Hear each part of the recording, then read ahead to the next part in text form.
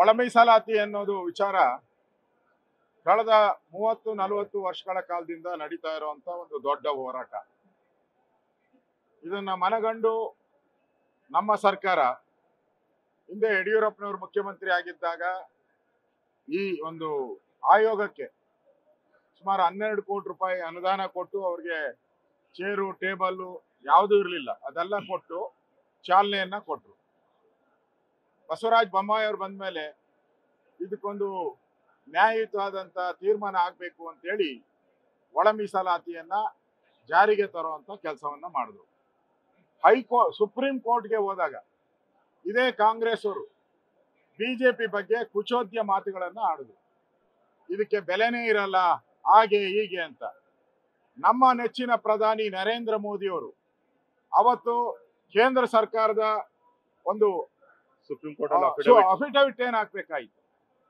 Affidavit ಅಲ್ಲಿ ಒಳ ಮೀಸಲಾತಿ ಅವಶ್ಯಕತೆ ಇದೆ, ಈ ದೇಶದಲ್ಲಿ ಒಳ ಮೀಸಲಾತಿಯನ್ನ ಕೊಡಬೇಕು ಅಂತೇಳಿ ಇದಕ್ಕೆ ಬೆಂಬಲ ಕೊಟ್ಟಂತವರು ಸಾಲಿಸಿಟರ್ ಜನರಲ್ ಅವರು ಅಭಿಪ್ರಾಯ ಪಡೆದು ಕೋರ್ಟ್ ಅಲ್ಲಿ ಸ್ಟೇಟ್ಮೆಂಟ್ ಮಾಡಿದ್ದಾರೆ. ನರೇಂದ್ರ ಮೋದಿ ಅವರು ಒಳ ಮೀಸಲಾತಿಗೆ ಬೆಂಬಲ ಕೊಟ್ಟಿದ್ದಾರೆ ಇಡೀ ದೇಶದಲ್ಲಿ. ರಾಜ್ಯ ಸರ್ಕಾರ ಅಡ್ವೊಕೇಟು ಇರ್ಲಿಲ್ಲ.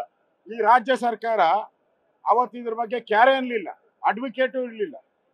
ಮೋದಿಯವರ ಒಂದು ಸಮಯ ಪ್ರಜ್ಞೆಯಿಂದ ಇವತ್ತು ಒಳ ಮೀಸಲಾತಿ ಇಡೀ ದೇಶಕ್ಕೆ ಸಿಕ್ಕಿದೆ. ಇವತ್ತು ಬೇರೆ ಬೇರೆ ರಾಜ್ಯಗಳು, ತೆಲಂಗಾಣ ಇರ್ಬೋದು, ಪಂಜಾಬ್, ಇವರೆಲ್ಲ ತಂದಿದ್ದಾರೆ, ನಾವು ತಂದಿದ್ದೀರಿ ಹರಿಯಾಣ. ಈ ಸಿದ್ದರಾಮಯ್ಯನವ್ರು ಅವಾಗ ಬಾಯಿ ಮುಚ್ಕೊಂಡಿದ್ರು. ಗೂಡಿಗೆ ಕಲ್ಲು ಹೊಡೆದಿದ್ದೀರಾ ಅಂತ ಅವ್ರ ಫ್ರೆಂಡ್ಗಳ ಹತ್ರ ಎಲ್ಲ ಹೇಳ್ಕೊಂಡಿದ್ರು.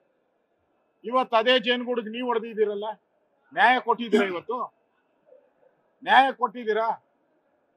ನೀವೆಲ್ಲ ಏನು ಮಾಡಿದ್ದೀರಾ ಇದರಲ್ಲಿ ಯಾರಿಗೂ ನೆಮ್ಮದಿ ಇಲ್ಲ. ಈಗ ಯಾರಿಗೂ ನೆಮ್ಮದಿ ಇಲ್ಲ. ಈಗಾಗಲೇ ಬೀದಿಗಿಳಿದು ಬಳ್ಳಾರಿ ಬೇರೆ ಬೇರೆ ಹೋರಾಟಗಳನ್ನ ಪ್ರಾರಂಭ ಮಾಡಿದ್ದಾರೆ.